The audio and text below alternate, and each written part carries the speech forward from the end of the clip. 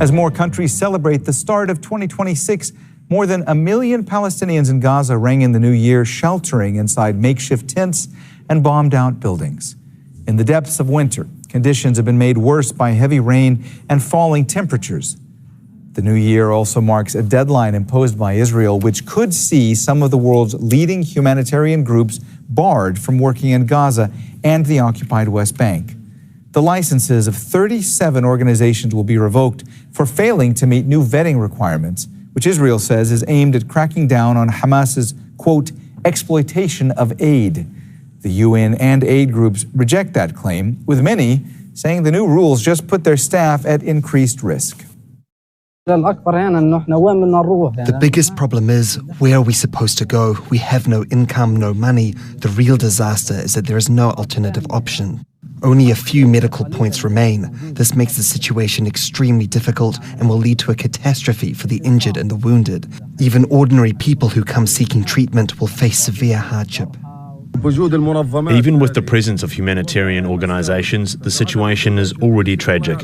If their support and presence are removed, God knows what will happen. Many children will die, lives will be destroyed, and many families will be devastated by this decision. In Gaza, our total dependence after the war has become humanitarian and international aid.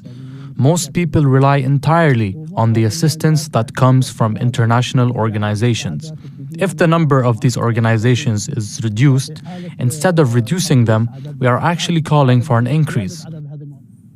Hani Mahmoud breaks down how the ban may impact Palestinians in Gaza City. Come and walk with me for a moment. Gaza has already enormous humanitarian needs. And now, as many as 40 aid groups and organizations are forced to stop operating across the Strip due to new Israeli restrictions on how organizations work inside the Strip.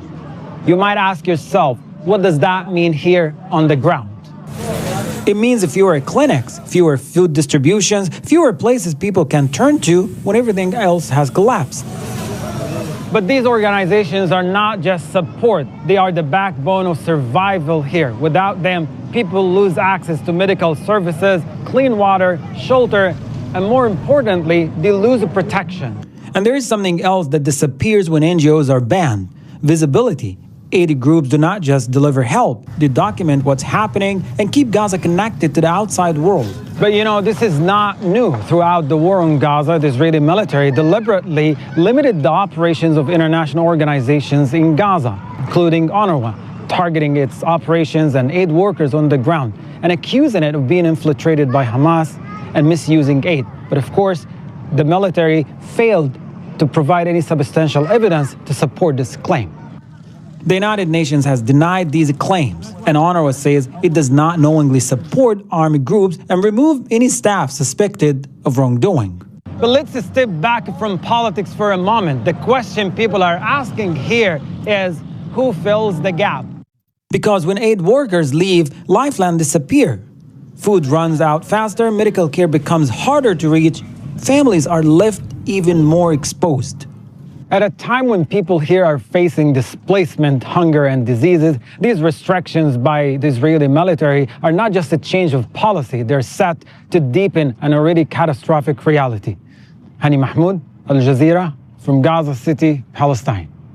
Around 100 Palestinian families are being uprooted from their homes in the occupied West Bank. Many watched on as Israeli forces demolished at least 25 buildings in Nur Shams refugee camp.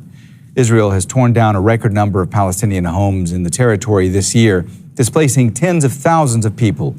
Israel claims the demolitions target armed groups or houses built without permits.